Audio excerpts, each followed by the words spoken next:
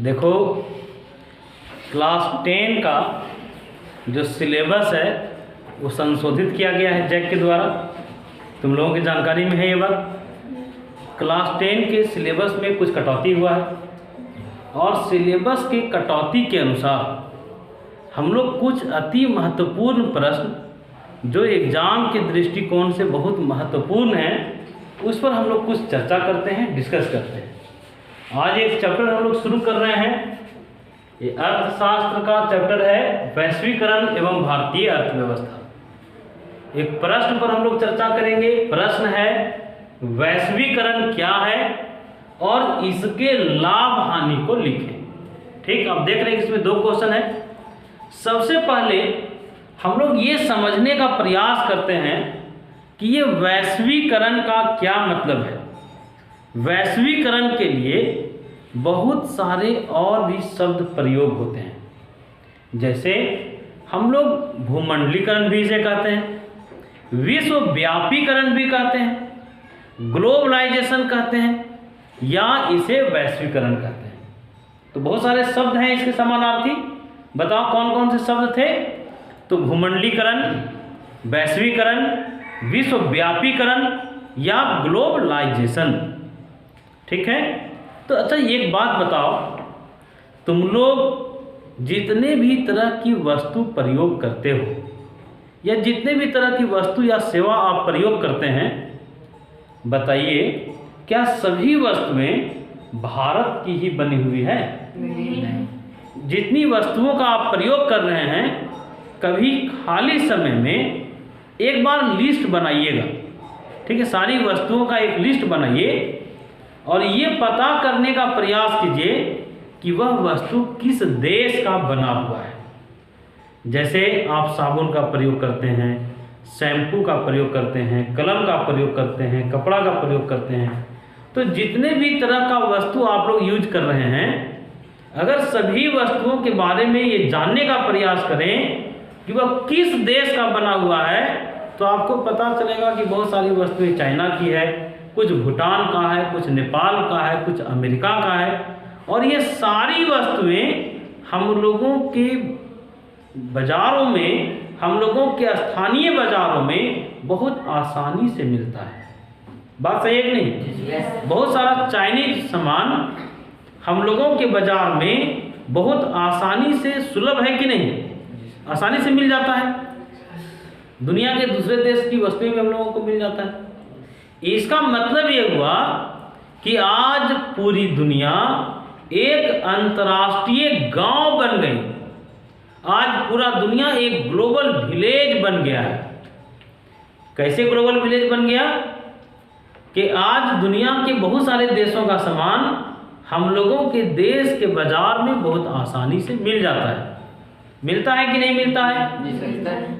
मतलब आज जो बाजार है उस बाजार का बहुत विस्तार हो गया। एक सवाल है कि आज बाजार का जो विस्तार हुआ है उसके लिए कौन कौन से कारण जिम्मेवार हैं? तो सबसे पहला कारण तो ये है कि आज जो यातायात और संचार के साधन हैं, उन साधनों के उपलब्धता के कारण भी बाजार या दुनिया की दूरी घट गई। ऐसा है कि नहीं? तुम लोग एक पिक्चर देखे थे टाइटैनिक, नहीं? जो टाइटैनिक सिनेमा था उसमें वो जहाज 6 सालों भर जो है तो सफ़र में रहता था। मतलब आज यहाँ से अमेरिका जाना हो तो 1 साल लगता था, 9 महीना लगता था। लेकिन आज यातायात के ऐसे साधन हम लोगों के पास हैं कि 8-10 घंटा में हम लोग अमेरिका चले जाएंगे। ऐसा है कि नहीं? तो यातायात के जो साधन हैं वो बहुत विकसित हो गए। जापान में बुलेट ट्रेन चलता है। बुलेट ट्रेन भारत में भी लाने की बातें हो रही है। और बुलेट ट्रेन, अब सोचो कि यहाँ से हजारीबाग जाने में हम लोगों को 2 घंटा लगेगा, लेकिन जब बुलेट ट्रेन रहता और बुलेट ट्रेन में हम लोग सफ़र करते तो हजारीबाग मुश्किल से 10 मिनट में पहुँच जाते। तो बोलो, चतरा और हजारीबाग का जो डिस्टेंस था वो बहुत घट जाता कि नहीं? सिर्फ चढ़ते और सीट खोजते रहते और पता चलता कि हम लोग हजारीबाग पहुंच गए। तो यातायात और संचार के साधनों के विकास के कारण दुनिया की दूरी बहुत घटी और इंफॉर्मेशन टेक्नोलॉजी के कारण भी, आज सूचना प्रौद्योगिकी के कारण भी दुनिया का दूरी बहुत घट गया। कैसे सवाल उठता है कि सूचना प्रौद्योगिकी दुनिया के डिस्टेंस को कैसे घटाया। अब सोचो, अब जब हम टेक्नोलॉजी का आज प्रयोग किए तो जो बच्चे आज क्लास में उपस्थित नहीं भी हैं, जो गढ़वा का स्टूडेंट है, जो दिल्ली का स्टूडेंट है, केरला का स्टूडेंट है, अगर इस क्लास को ज्वाइन करना चाहे तो ज्वाइन कर सकता है कि नहीं? क्लास में नहीं रह करके भी हमसे पढ़ सकता है। तो सूचना प्रौद्योगिकी भी जो है देश के दूरी को समाप्त किया है और यातायात के साधन भी। तो हम लोग ये चर्चा किए कि ग्लोबलाइजेशन को सफल बनाने में, ग्लोबलाइजेशन को धरातल पर उतारने में सूचना प्रौद्योगिकी और यातायात के साधनों का एक बहुत बड़ा रोल रहा है। तो सबसे पहले तो हम लोगों को ये समझ लेना होगा कि ग्लोबलाइजेशन होता क्या है, भूमंडलीकरण है क्या जी? भूमंडलीकरण का मतलब है कि जब कोई भी देश अपने अर्थव्यवस्था को खोल देता है, अपने अर्थव्यवस्था के दरवाजे को दुनिया के लिए जब खोल देता है तो ये ग्लोबलाइजेशन है, ये भूमंडलीकरण है। क्लियर? भूमंडलीकरण में ये होगा कि कोई भी देश दुनिया के दूसरे देशों के साथ अपनी वस्तुओं का, अपनी सेवाओं का, अपने श्रम का, अपने टेक्नोलॉजी का और अपने पूंजी का स्वतंत्रता पूर्वक आयात करता है और स्वतंत्रता पूर्वक निर्यात करता है। मतलब दूसरे देश के लेबर भारत में नौकरी करने के लिए आ सकते हैं, भारत का लेबर दूसरे देशों में नौकरी करने के लिए जा सकता है, दूसरे देश भारत में आकर के पूंजी लगा सकते हैं, भारत में निवेश कर सकते हैं। भारत का कोई उद्योगपति दुनिया के दूसरे देशों में जाके पूंजी लगा सकता है। हम लोग अपनी वस्तु को दूसरे देशों में बेच सकते हैं, दूसरे देश हमारे देश में अपनी वस्तु को बेच सकते हैं। मतलब ग्लोबलाइजेशन में पहला बात तो ये किए कि कोई देश अपने अर्थव्यवस्था को दुनिया के दूसरे देशों के लिए खोल देता है कि कोई भी देश हम लोगों के देश में आएगा, अपनी वस्तु बेचेगा, अपना श्रम बेचेगा, अपना टेक्नोलॉजी बेचेगा, अपनी पूंजी का प्रवाह कर सकता है। तो हम लोग भूमंडलीकरण का मतलब देखें कि जब कोई देश दुनिया के अर्थव्यवस्था के साथ कदम से कदम मिला के चलेगा तो ये ग्लोबलाइजेशन है, ये भूमंडलीकरण है। क्लियर? भूमंडलीकरण का मतलब समझ आ गया कि कोई देश दुनिया के दूसरे देशों के साथ अपनी वस्तुओं का, सेवाओं का, श्रम का, पूंजी का, टेक्नोलॉजी का स्वतंत्रता पूर्वक खरीद करता है और बिक्री करता है, तो ये पॉलिसी कहलाएगा ग्लोबलाइजेशन की पॉलिसी। देखो, तुम लोग जानते होंगे कि दो प्राचीन सभ्यताएं थी, एक भारत की सभ्यता और एक मेसोपोटामिया की सभ्यता। तुम लोग इतिहास में पढ़े होंगे मेसोपोटामिया की सभ्यता के बारे में। जब मेसोपोटामिया में खुदाई हुआ तो बहुत सारी वस्तुएं जो भारत की थी वह मेसोपोटामिया में पाया गया।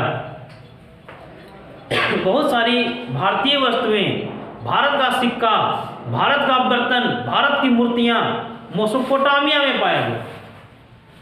और जब भारत में खुदाई हुआ, जब सिंधु घाटी सभ्यता में जब खुदाई हुआ तो सिंधु घाटी सभ्यता में मेसोपोटामिया की बहुत सारी वस्तुएं पाई गई।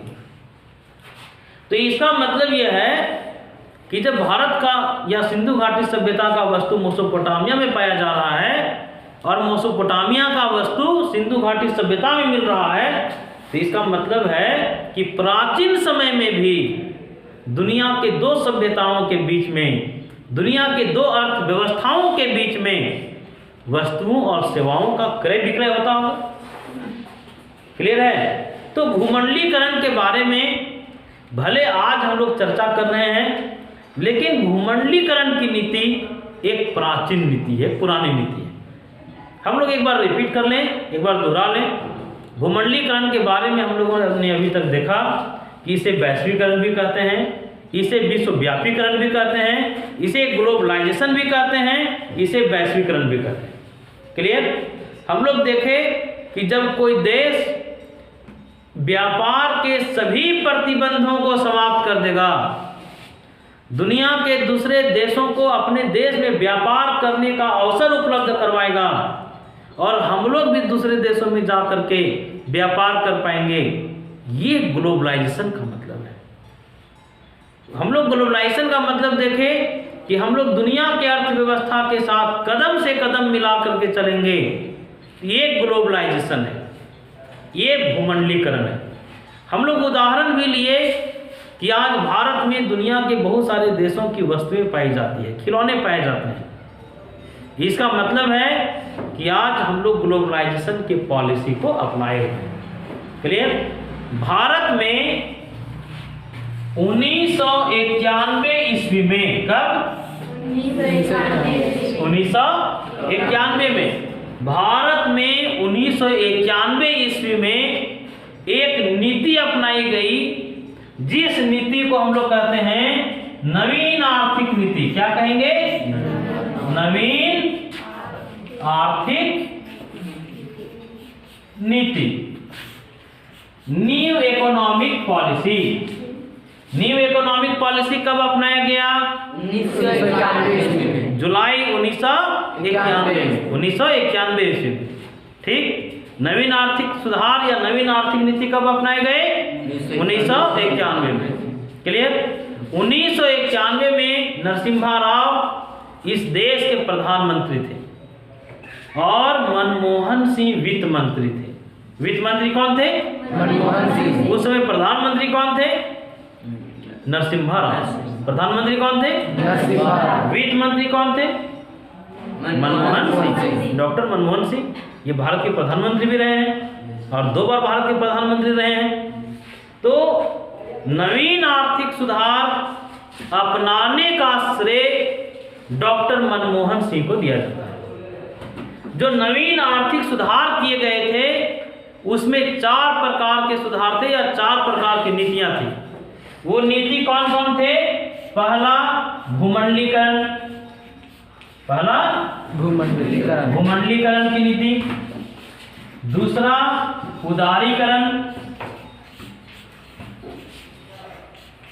निजीकरण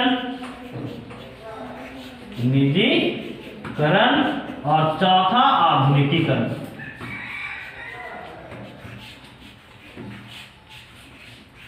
तो हम लोग अभी तक चर्चा किए नवीन आर्थिक सुधार कब अपनाए गए? 1991। सब लोग बोलो। 1991। उसमें प्रधानमंत्री कौन थे? मनमोहन सिंह।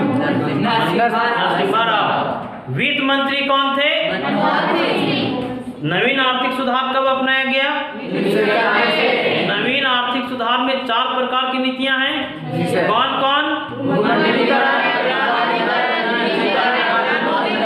निजीकरण और आधुनिकीकरण। क्लियर?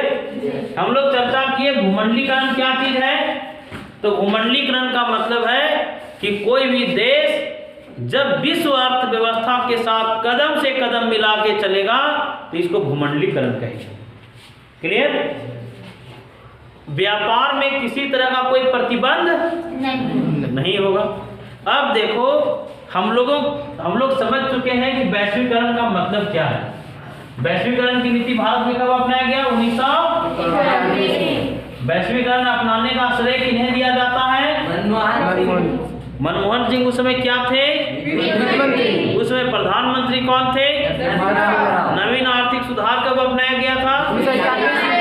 सब लोग बोलो। 1991। क्लियर? अब एक बात समझना, हम लोग चर्चा करेंगे कि वैश्वीकरण का लाभ क्या है और वैश्वीकरण का नुकसान क्या है। ठीक? वैश्वीकरण के लाभों को हम लोग पहले समझ लें कि वैश्वीकरण जब हम लोग अपनाए, भूमंडलीकरण की नीति अपनाए, तो उसका क्या क्या फायदा मिला। सबसे पहला फायदा है प्रतियोगिता के लाभ, प्रतियोगिता संबंधित लाभ। तो पहले समझो कि भूमंडलीकरण अपनाने से प्रतियोगिता संबंधित लाभ क्या हुआ। 1991 के पहले भारत के बाजारों में दुनिया के दूसरे देश की कंपनियां और उद्योग सीमित मात्रा में थे, लेकिन 1991 में हम लोग अपने बाजार को ओपन कर दिए, खोल दिए कि कोई भी देश आएगा, कोई भी देश का उद्योगपति आएगा और भारत के बाजार में उद्योग स्थापित करेगा। तो बताओ, अब पहले भारत में जो गिने चुने उद्योग थे, जो उद्योग एकाधिकारी थे, जो उद्योग अकेला विक्रेता थे, वैसे उद्योग जो मनमानी कर रहे थे, ज़्यादा कीमत में खराब सामान दे रहे थे, अब ग्राहकों के साथ पास बहुत सारा ऑप्शन लेकर के बहुत सारी कंपनी आ गई, बहुत सारे उद्योग आ गए। बस एक नहीं, एक टाइम था कि भारत में सिर्फ BSNL था, और BSNL के सिर्फ अकेला जब BSNL था तो BSNL का सिम लेना बहुत मुश्किल का काम होता था। BSNL बहुत महंगा में अपनी सुविधा उपलब्ध करवाता था। उसको डर नहीं था, उसको पता था कि हम अकेले हैं बाजार में। लेकिन 1991 के बाद बहुत सारी नेटवर्क कंपनियां आई। BSNL को चुनौती देने के लिए एयरटेल आया, अभी देखो तुम लोग जियो आया, और भी बहुत सारा है कि नहीं। Yes sir. BSNL जो अपना सिम ब्लैक में बेचता था, आज उसको फैमिली पैक की सुविधा देना पड़ रहा है। नहीं तो भूमंडलीकरण के कारण कंपटीशन, बहुत सारे उद्योग आए, और बहुत सारे उद्योगों के आने के कारण उन उद्योगों के बीच में एक कंपटीशन हुआ, और उस कंपटीशन का लाभ ग्राहकों को मिला। कोई अकेला विक्रेता रहेगा तो ग्राहक का शोषण करेगा कि नहीं करेगा? करेगा कि नहीं? बेचने वाला कोई एक है तो ग्राहक का शोषण होगा? बोलो रे हाँ कि ना? हाँ शोषण होगा जी सर। मनमाना दाम रखेगा। लेकिन 1 लाख लोग बेचने वाले रहें, विक्रेताओं की संख्या बहुत अधिक रहे, तो ग्राहक का शोषण कोई कर सकेगा? नहीं। तो ये एक लाभ देखिए भूमंडलीकरण का। दूसरा लाभ ये है भूमंडलीकरण का कि जैसे आज सोचो दुनिया के दूसरे देशों में कोई अनुसंधान होगा, दुनिया के दूसरे देशों में अगर कोई खोज होगा, तो उस खोज से हम लोगों को भी लाभ होगा कि नहीं होगा? तुम लोगों को पता होगा कि अभी इंग्लैंड में कोरोना वैक्सीन लगभग तैयार हो गया है। अगर वो तैयार हो जाता है तो उस वैक्सीन का लाभ हम लोगों को मिल सकता है कि नहीं? जी सर। तो दुनिया का कोई भी देश में कोई अनुसंधान होगा, दुनिया के किसी दूसरे देश का जो अनुसंधान है, रिसर्च है, उसका लाभ हम लोगों को भी मिलेगा। तुम लोग अभी देखते होगे, तुम लोग गणित में थेल्स प्रमेय पढ़ते हो। थेल्स क्या भारत के थे? नहीं। तुम लोग न्यूटन के बारे में पढ़ते हो, तो क्या न्यूटन भारत के थे? तो दुनिया के दूसरे देशों में भी अगर कोई ज्ञान विज्ञान की नई चीज अगर आता है तो वो हम लोगों को आसानी से मिल जाएगा कि नहीं? और ये ग्लोबलाइजेशन के कारण हुआ। क्लियर? तो हम लोग देखें कि अनुसंधान, वैश्विक अनुसंधान का लाभ मिलेगा। वैश्विक अनुसंधान जो हो रहा है, दुनिया के दूसरे देशों में भी जो अनुसंधान होगा, जो रिसर्च होगा, चाहे वह रिसर्च मेडिकल के सेक्टर में हो, एजुकेशन के सेक्टर में हो, या किसी भी सेक्टर में कोई रिसर्च होता हो, तो उनके अनुसंधान का लाभ हम लोगों को भी मिलने सकेगा। ये ग्लोबलाइजेशन का लाभ है। क्लियर? पहला लाभ क्या था रे? कंपटीशन, प्रतियोगिता संबंधित लाभ। बहुत सारे उद्योग आ जाएंगे, जिससे उद्योगों के बीच में, व्यापारियों के बीच में प्रतिस्पर्धा बढ़ेगा, अच्छा सामान कम दाम में हम लोगों को मिलेगा। पहला लाभ देख लिए। दूसरा लाभ क्या देखिए, वैश्विक अनुसंधान होगा। दुनिया के दूसरे देशों में अगर कोई खोज होता है तो वह खोज का लाभ हम लोगों को भी मिल जाएगा। क्लियर? अच्छा एक बात बताओ, जो वस्तु हम लोगों के देश में नहीं है वह वस्तु भी हम लोग यूज कर पाते हैं कि नहीं? आज पेट्रोलियम प्रचुर मात्रा में भारत में नहीं है, लेकिन हम लोग देखते हैं कि आज साइकिल से ज़्यादा लोग मोटरसाइकिल से चल रहे हैं कि नहीं? जी सर। अगर दुनिया के दूसरे देशों से पेट्रोलियम नहीं आता तो हम लोगों को भी घोड़ा गाड़ी और टमटम से चलना पड़ता कि नहीं? जी सर। चलना पड़ता है नहीं? जी सर। तो ये ग्लोबलाइजेशन का फायदा है कि नहीं? जी सर। केला अमेरिका में नहीं पाया जाता है, लेकिन अमेरिका के लोग भी केला खाते हैं। ये ग्लोबलाइजेशन के कारण हुआ कि नहीं? तो हम लोग पहला क्या देखे, प्रतियोगिता से संबंधित लाभ, दूसरा वैश्वीकरण का लाभ, तीसरा लाभ क्या था कि जो वस्तुएं भारत में नहीं होती हैं उन वस्तुओं को भी प्राप्त करने का अवसर हम लोगों को ग्लोबलाइजेशन से मिलता है। क्लियर? क्या लिखेंगे? जो वस्तु नहीं है भारत में उत्पादन नहीं होने वाली वस्तु भी मिलती है। भारत में उत्पादन नहीं होने वाला वस्तु भी हम लोगों को मिल जाता है। ये ग्लोबलाइजेशन का फायदा है कि नहीं? प्रिया समझ रही है कि मन नहीं लग रहा है? बताओ, कुछ क्वेश्चन पूछना चाहते हैं, पूछें कि नहीं पूछें? जी सर। नवीन आर्थिक सुधार कब किए गए? 1991। फिर से बोलो। 1991। उस समय भारत के प्रधानमंत्री कौन थे? कौन थे? वित्त मंत्री कौन थे? मनमोहन सिंह। नवीन आर्थिक सुधार अपनाने का श्रेय किन्हें दिया जाता है? किन्हें दिया जाता है? मनमोहन सिंह। लालू, किन्हें दिया जाता है? मनमोहन जी को दिया जाता है। उसके बाद बताओ, नवीन आर्थिक सुधारों में 4 प्रकार के नीतियों की हम लोग बात किए। कौन कौन नीति बोलो? भूमंडलीकरण, उदारीकरण, निजीकरण और आधुनिकीकरण। कौन कौन बोलो? भूमंडलीकरण, उदारीकरण, निजीकरण और क्लियर? भूमंडलीकरण, उदारीकरण, निजीकरण और आधुनिकीकरण। चौथा आधुनिकीकरण। अच्छा देखो, भूमंडलीकरण का एक और लाभ है कि हम लोगों को तकनीकी मिल जाता है।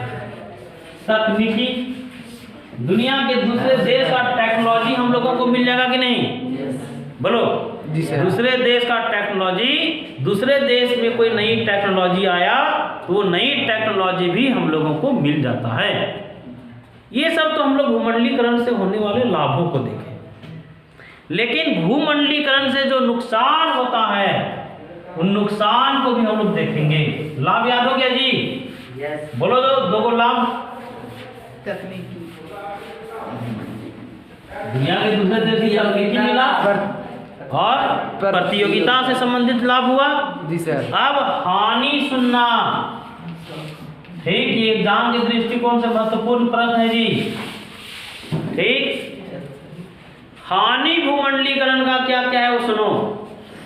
पहला हानि हम लोग अभी चर्चा कर रहे थे कि कोरोना महामारी की जो दवा आएगा, अगर दुनिया के दूसरे देशों में अगर कोई दवा खोजा गया तो दवा हम लोगों को भी मिल जाएगा भूमंडलीकरण के कारण।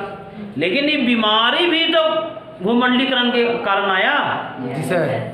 ये बीमारी क्या भारत का था? नहीं। चाइना से चल के भारत आ गया, आया कि नहीं? जी सर। तो अगर दुनिया के दूसरे देशों में कोई संक्रामक बीमारी फैलेगा और भारत के लोग दूसरे देशों में रहेंगे तो वो बीमारी भी भारत आ जाएगा कि नहीं? जी सर। ये नुकसान नहीं है? अगर ये दवा देता है तो ये बीमारी भी देता है। भूमंडलीकरण के लाभ की अगर हम लोग बात करें तो लाभ कम है और भूमंडलीकरण का नुकसान ज्यादा है। क्लियर? लाभ से ज्यादा हानि है। क्या क्या हानि है? पहला ध्यान से देखना, जो छोटे उद्योग हैं, छोटे उद्योग जो हैं वो समाप्त हो जाएंगे कि नहीं? कैसे जी? जैसे मान लो शिवम को एक पहलवान से लड़ा दिया जाए, नहीं हट्टा कट्टा 6 फीट का आदमी जो पहलवानी करता है उसकी लड़ाई लालू से करवा दिया जाए, नहीं तो लालू हार जाएगा कि नहीं? पहलवान जीत जाएगा? लालू जीत जाएगा? तो हम लोग यहाँ चर्चा किए कि आज जो भारत के छोटे छोटे उद्योग हैं, ये छोटे छोटे उद्योगों का सामना जब मल्टीनेशनल कंपनियों से होगा तो बोलो कौन जीतेगा? मल्टीनेशनल कंपनी, बड़े उद्योग जीतेंगे। जी सर। उनका समय, ठीक से बैठो, उनका सामान बिक जाएगा और छोटे उद्योग अपना सामान बेच, बात सही है कि नहीं? तो पहला नुकसान छोटे उद्योगों का पतन हो जाएगा, छोटे उद्योग लघु उद्योग जो हैं उनको नुकसान हो जाएगा। दूसरा नुकसान बताओ तुम लोग, भूमंडलीकरण का नुकसान सिर्फ आर्थिक क्षेत्र में ही नहीं होगा, शिवम ठीक से बैठो, भूमंडलीकरण का नुकसान हमारी संस्कृति को भी हो रहा है, भूमंडलीकरण से नुकसान हमारी संस्कृतियों को भी हो रहा है कि नहीं? आज बहुत सारे ऐसे रीति रिवाज हैं जो दुनिया के दूसरे देशों से हमारे देश में आ गए, नहीं? जैसे हम लोगों के यहाँ संयुक्त परिवार था, आज संयुक्त परिवार टूट गया और दुनिया के दूसरे देशों में जो एकल परिवार था, वो एकल परिवार जिसमें सिर्फ पति पत्नी और उसके कुंवारे बच्चे रहते हैं, उसको एकल परिवार। संयुक्त परिवार में दादा दादी के सारे बाल बच्चे, मतलब तुम्हारे चाचा चाची सारे लोग एक ही घर में रहते हैं। वैसा घर क्या अब देखने के लिए मिलता है जी? बहुत कम। आज संयुक्त परिवार जो टूटा, ये कहीं ना कहीं ग्लोबलाइजेशन, दुनिया के दूसरे संस्कृतियों के कारण। अभी देखो हिंदू की धर्म में, हिंदू संस्कृति में कहीं तलाक का उल्लेख नहीं है, तलाक नहीं होता है। पति पत्नी में शादी होता है तो लोग कहते हैं 7 जन्मों के लिए, नहीं। अभी देखो दूसरे संस्कृतियों में, जो पश्चिम से जो संस्कृति आई, अरब से जो संस्कृति आई, उन संस्कृतियों में क्या हो रहा है कि शाम को शादी हुई, सुबह शादी टूट गई, नहीं 4 दिन में तलाक हो जा रहा है, महीना दिन में तलाक हो जा रहा है। तो ये संस्कृतियों का जो संक्रमण हुआ, ये भी ग्लोबलाइजेशन के कारण हुआ। अभी एक नया पैटर्न चल गया, बिन फेरे हम तेरे, जिसको कहते हैं लिव इन रिलेशनशिप, नहीं शादी भी नहीं हुआ और लड़का लड़की साथ में रह रहा है। तो ये जो संस्कृतियों का जो संक्रमण हुआ, ये ग्लोबलाइजेशन के कारण हुआ। तो हम लोग देखें सांस्कृतिक पतन, सांस्कृतिक पतन भी हुआ भूमंडलीकरण के कारण, छोटे उद्योगों को नुकसान हुआ, सांस्कृतिक पतन हुआ। और बताओ भूमंडलीकरण का 1-2 नुकसान और तुम लोगों को समझाओ। भूमंडलीकरण का नुकसान ये हुआ कि यहाँ के लोगों की नौकरियां छीन गई, बेरोजगारी बढ़ी। कैसे? आज कोई भी मल्टीनेशनल कंपनी जब भारत में आता है तो लोग कहते हैं FDI, कि वो FDI करता है, फॉरेन डायरेक्ट इन्वेस्टमेंट करता है। लेकिन सच पूछो, ये FDI फॉरेन डायरेक्ट डकैत है। ये फॉरेन डायरेक्ट डकैत का क्या मतलब है कि यहाँ लाभ कमाएगा और वो सारा लाभ अपना देश लेके चला जाएगा। क्लियर? देखो भूमंडलीकरण के बारे में ये कहा गया कि विदेशी पूंजी आएगी, लेकिन विदेशी पूंजी सुख का साथी है, दुख का साथी नहीं है। कैसा साथी की जरूरत है रे हम लोगों को? दुख दोनों का। मतलब अगर सुख में साथ न भी दे तो दुख में साथ देने वाला साथी जरूरत है कि नहीं? तो आज जो FDI आ रहा है, उस FDI जो है वो दुख का साथी नहीं है। आपके देश में कोई दुख के बादल अगर मंडराने लगेंगे तो अपना पूंजी लेगा और वो अपना देश निकल जाएगा। बोलो नुकसान है कि नहीं? जी सर। मतलब हम लोग देखें एफडीआई के खतरे, विदेशी प्रत्यक्ष निवेश का खतरा भी है। इसके बारे में हम लोग क्या चर्चा किए? ये किसका कैसा समय का साथी है? सुख का। सुख का साथी है, दुख का साथी नहीं है। जब आपके देश में मुनाफा कमाना रहेगा तो आपके देश में पूंजी लगाएगा। जैसे ही आपके देश में आर्थिक मंदी आ जाएगा, कोई संक्रामक बीमारी आ जाएगा, तो ये क्या करेगा? अपना पूंजी लेके निकल जाएगा। और चौथा जो नुकसान हुआ भूमंडलीकरण का, कि देश निजीकरण की ओर आगे बढ़ गया, निजीकरण की तरफ देश आगे बढ़ गया। तो हम लोग आज के क्लास में भूमंडलीकरण का लाभ भी देखे, भूमंडलीकरण का नुकसान भी देखे और भूमंडलीकरण का मतलब भी समझे। अब हम लोग अगले क्लास में फिर चर्चा करेंगे।